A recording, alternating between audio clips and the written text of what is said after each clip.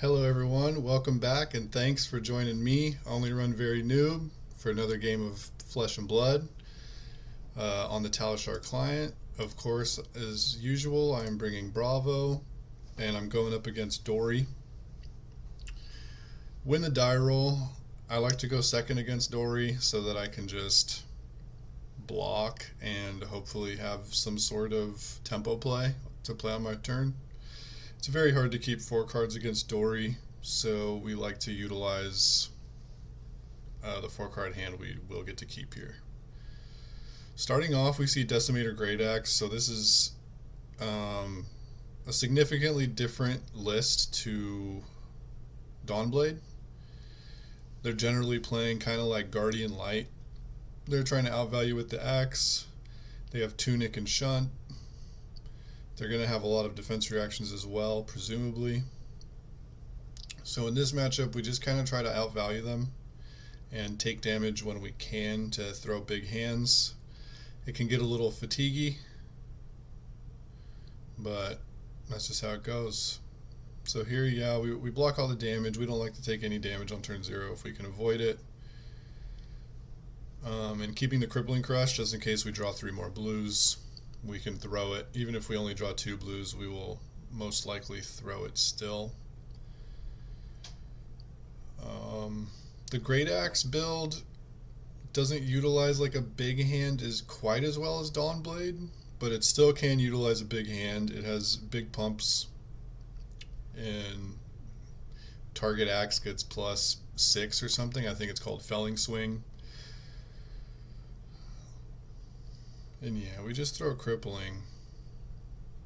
Because if we're starting the Fatigue rate, we just want to get like 3 cards for 1 here, like they did on the play.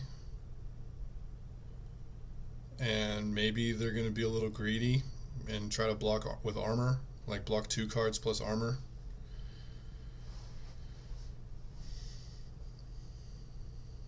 Which it looks like they are getting a little greedy here. To try to keep a 3-card hand or 2-card plus arsenal, which usually coming out of Decimator Great Axe I don't think is that impressive.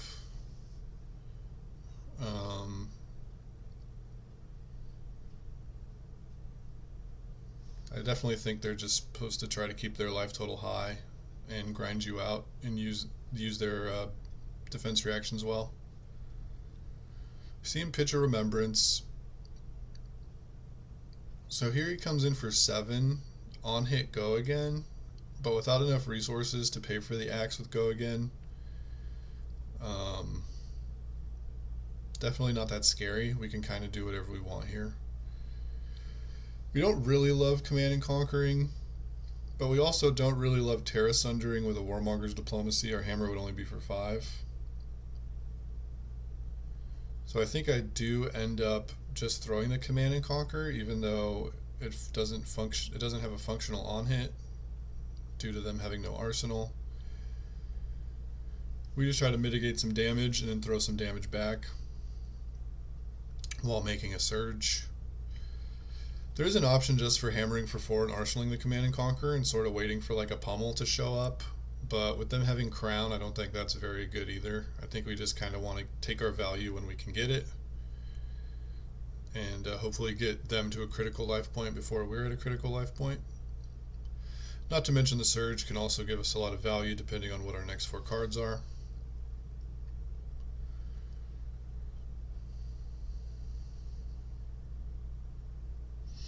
And as we see there, they gave up armor for not really a lot. I suppose they had the no block and Remembrance in their hand, so if they would have blocked 9, all they would have done is just like pass the turn. They could have played their Remembrance to get back like Warrior's Valor, Sharpened Steel, and maybe one other action they played or blocked with.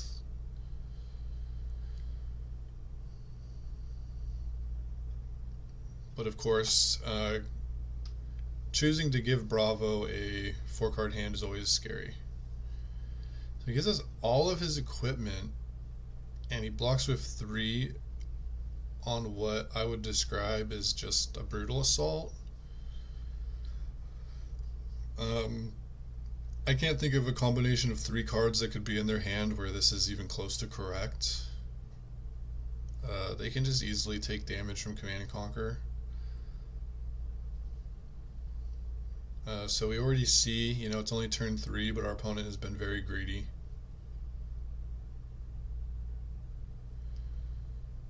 I guess they really just wanted to attack us for 10, but I don't think that's worth all the armor, like, at all. I think they could just block 6 and send Axe for 4, and then arsenal that Steelblade Shunt that they have in hand, especially with Tunic up. Steelblade Shunt gets a lot better. This game might be not 100% sure when this game run got recorded. It might have been kind of early on, when no one was probably aware of how to play Decimator Great Axe well, and like not aware of the matchups and stuff.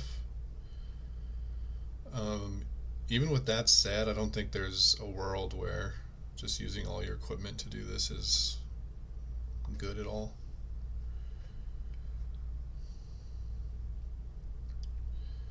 Not trying to like insult my opponent, just trying to teach you guys not to be very greedy, especially like in a matchup that might go long, might be grindy. Yeah. I know it's exciting to play that big react for a +6, but you kind of just have to play disciplined in these sort of matchups.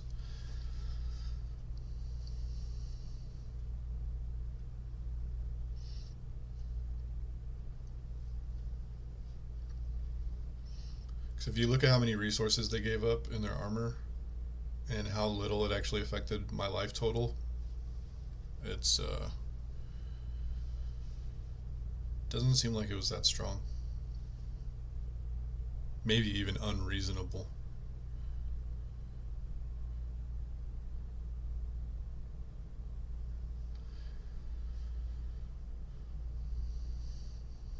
He has another 3-card hand.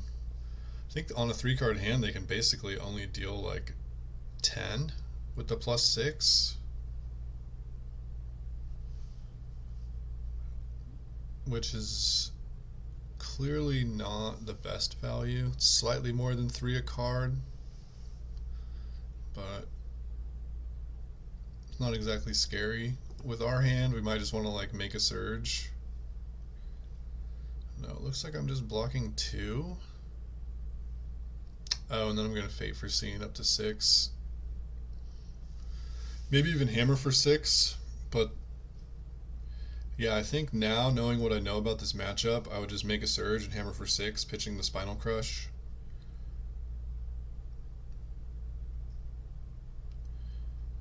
So he goes to Glint, I guess hoping to bank a blue off the top.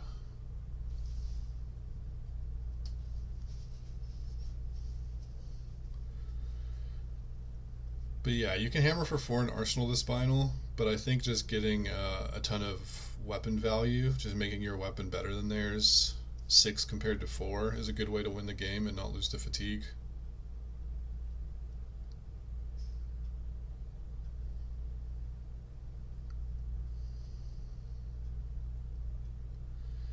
He does draw the blue.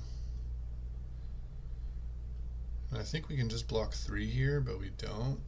Maybe I didn't know how it worked. I'm pretty sure that it doesn't get its ability twice in the same turn. Because I think it's worded that the first time it's defended by a non-equipment, and this would have been like the 3rd time it was defended. So I think we're supposed to block for 3, take 1, and then Hammer for 4. It's just 7 value instead of 6.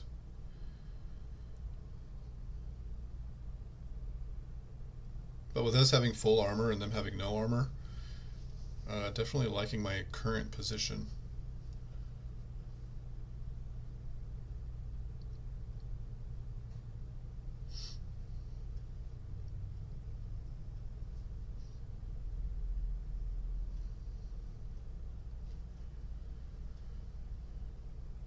Another interesting thing is last turn they used their Tunic to cleave instead of saving it for Shunt, which is like immediately costing them a card this turn.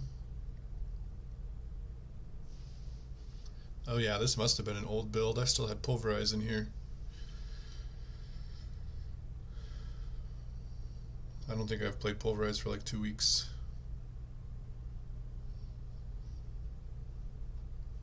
But Pulverize does seem good in this matchup. Any sort of fatiguey matchup, it's probably good.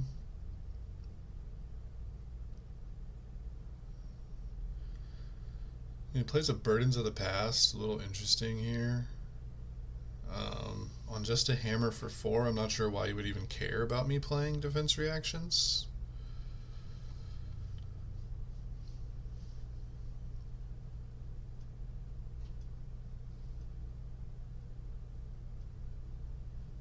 Because if I use a 0 for 4 defense react, it's just going to block 2 like any other card.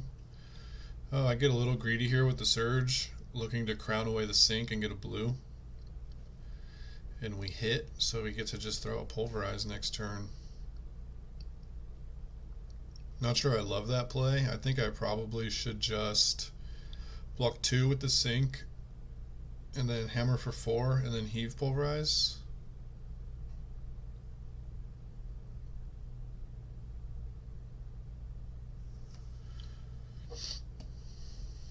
It's definitely a good reason for me personally to cut Pulverize, because that card always makes me get super greedy. I always just want to like throw it because I'm not sure I'll have room to throw it in the future.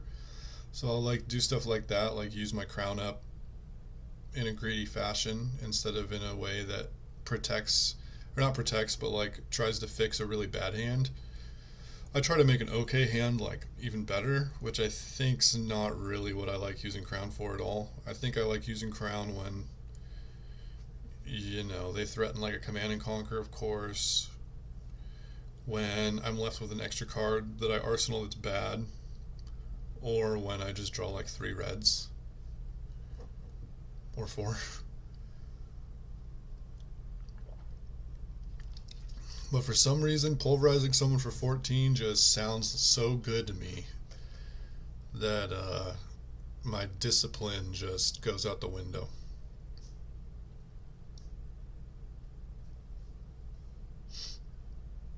And yeah, I think we just rouse because, again, we want to start winning on fatigue rate. We're behind like 1 card, even though we Remembrance tier. And we still get to Arsenal Starstruck and come in for 13. If we dominate a Starstruck, we get at least 4 damage in, even if he has red Steelblade Shunt, which would still turn off his axe. But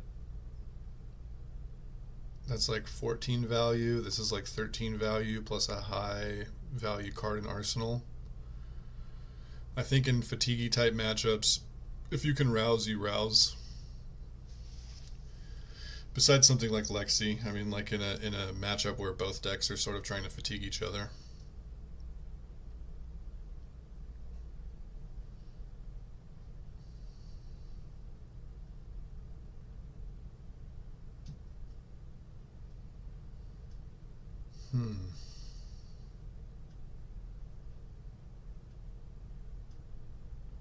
Honestly, don't hate taking 7 here and just like playing Blessing of Deliverance. Draw a card and then throw the Starstruck. If we draw blue, we can Starstruck and Arsenal the Rouse, and if we draw a red, we can still Starstruck and then Arsenal the red. So this is one of the rare happenings where Blessing of Deliverance draw, no matter what it is, we kind of get to Arsenal a good card and throw our big attack.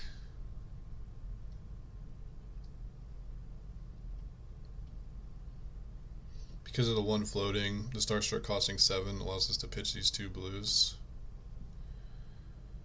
Now this is a little interesting. I'm just going to pause it to talk about this decision.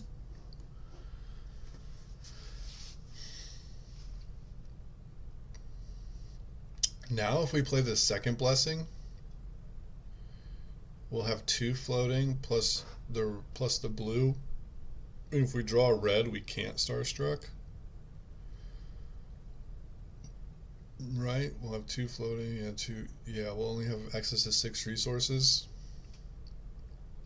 I think the right call here is to still stick to our original plan, which is throw Starstruck and then Arsenal the red. I haven't watched this video. The first time I watch these videos is when I record them for you guys, so we can kind of, both be surprised together. But I wouldn't be surprised if I play this blessing, even though it seems bad. Because now, if this blessing could draw red, and it would be pretty bad. Okay, good.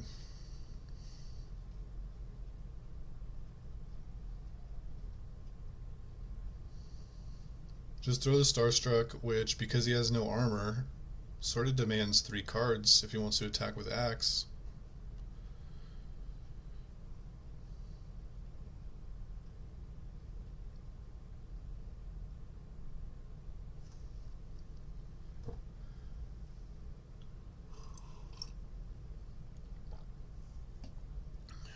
But being kind of an older video and early in the format, maybe he doesn't realize. Oh no, he definitely knows that he can't attack with Axe if it hits for 4. He gives us Tunic, which there's like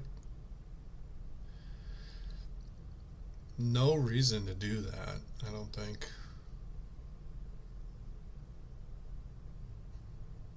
Like, he blocks with Tunic to just give the Axe +3. I'll just go ahead and block 5. And then I can play Blessing and then play Command and Conquer. No matter what the Blessing draws. If it draws a red, I'll pitch the red to play Command and Conquer. And if it draws a blue, I get to make a Surge and then throw Command and Conquer. Or maybe even just make a Surge and hammer and then Arsenal the Command and Conquer because he has no Arsenal. So we see that it's going to draw blue off of that one, which is kind of sweet.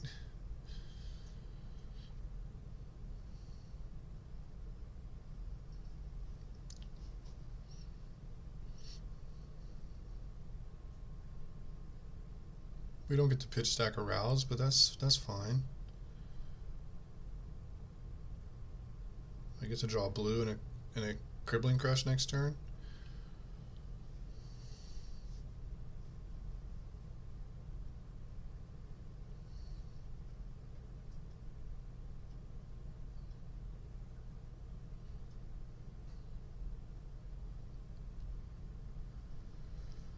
And at this point, with our armor advantage, I don't see any way out for this guy.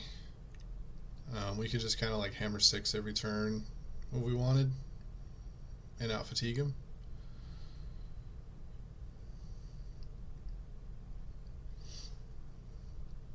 Or we could trade damage, and because of our armor advantage, we would probably be able to save better hands than he gets to save.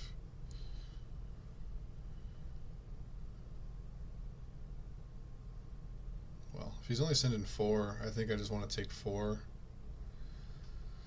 Using armor here is probably pretty bad.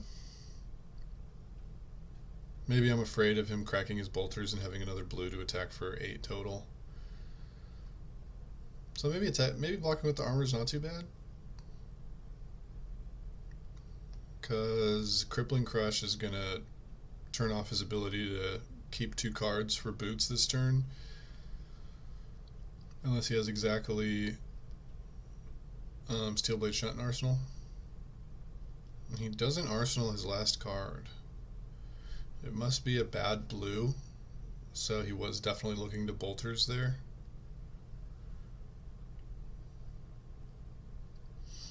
We see 3 cards with no blues coming up, which is a little unfortunate, but luckily one of the non-blues is a yellow, and we have Command and Conquer in Arsenal, so we'll probably just be able to do... we'll still be able to Command and Conquer and have a turn, even if the 4th card we draw isn't a blue.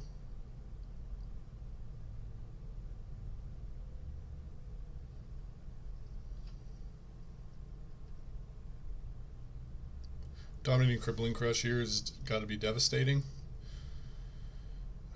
He goes to 12, presuming he blocks with a card, and then only has 1 card, which might not even be a blue, because Crippling Crush's discard is random.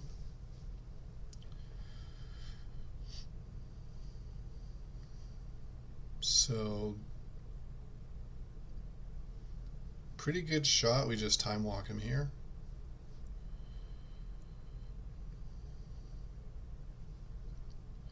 Discards a blue and a red.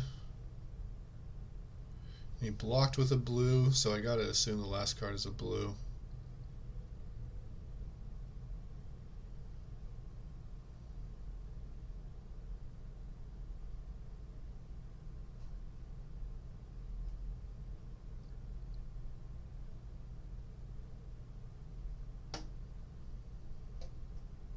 Kind of wish the Sink Below was just a card I could block with Starstruck to trigger Unity,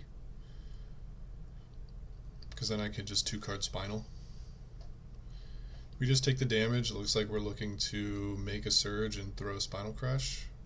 Maybe I'm just going to dominate Spinal Crush. It's also not a bad option.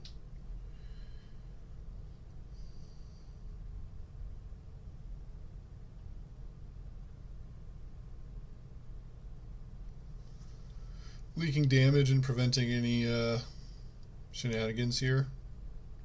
So it turned out my armor block a few turns ago to make sure he couldn't Refraction Bolters was actually really good, because he might not be able to activate him for the rest of the game. And turning off that value is definitely strong.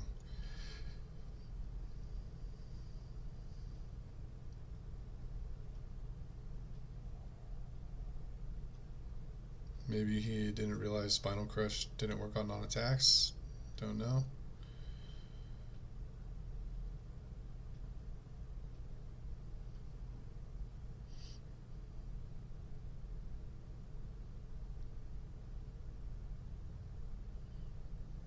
Of course, let him undo.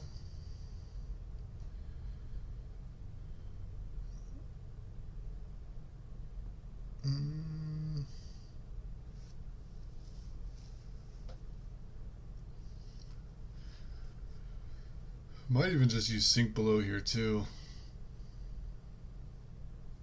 But it looks like no. Because I think I'm going to try to Blessing into Command and Conquer, and then I'll have 2 cards in my hand, so I think just using the Sink Below to not lose 2 life I don't have to lose here is probably better.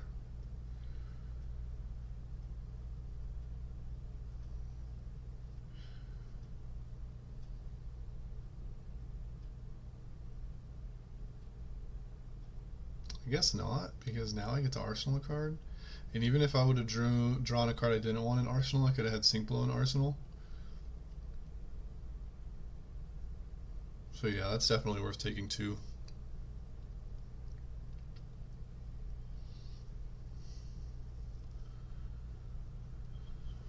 This is why you gotta stop and think a little bit. If you just play on autopilot and go with your first instinct, a lot of times it can be wrong. Like even there, I just said out loud, I should probably just Sink Below since it's not that great into the axe. And I'm going to draw a card anyway that's going to let me Command and Conquer. But upon further review, even just the Sink Below in Arsenal is probably worth more than 2. Because if he pumps up the axe and you block with a card, it's going to subtract that, and then the Sink Below will get full value. Not to mention the Sync effect might fix a bad hand.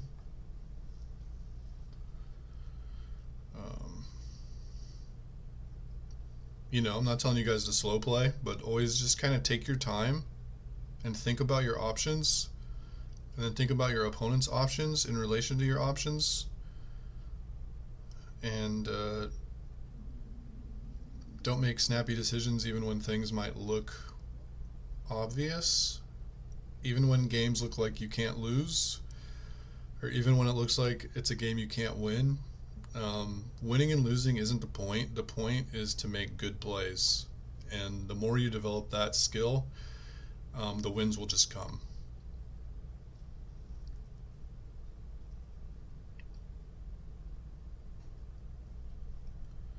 I guess I don't dominate this because I just want to pummel it.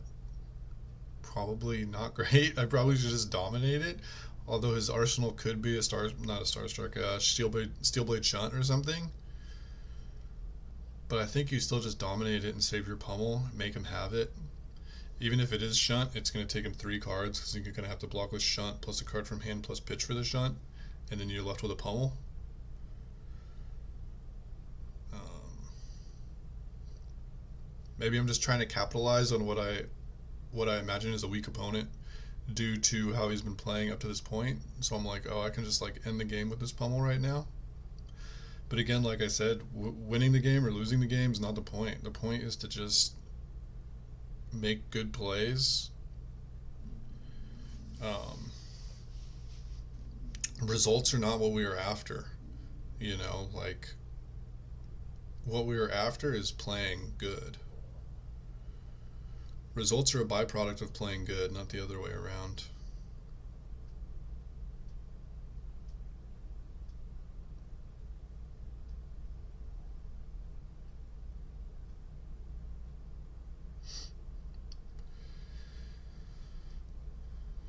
And I guess he just wants to show us that he doesn't have a blue in hand to play the unmovable, so it's super awkward for him. That ends up being the game. So, not the most competitive game, um, but I did kind of want to showcase a new deck in the Dori, and I didn't really have an opportunity to record any new videos over the weekend, so I just kind of had to pull from the videos I haven't already decided to show you guys over the last week or two. I had a really busy weekend, but hopefully I can get to recording some games. I've also been having some sessions with some other players that have been really strong, but I haven't been recording those games because I don't want to broadcast what they might be taking to nationals or anything. I just kind of want to show you guys random games on Talishar. Maybe I'll ask some really good players if they'd be okay with me recording, and then I can record some of the games and commentate those because they might be pretty useful. And after nationals, I think I'll definitely just ask if I can record and show a little bit more willy-nilly, because I think post-nationals, at least for Dusk Till Dawn meta, there'll be no reason to really hide your tech. By the time Worlds comes around, we're going to have a whole new set. So, hope we all learned a little bit in this game. I definitely did. And thanks for watching. Comment down below anything at all. And I look forward to the next time I get to show you guys a game. Alright, bye.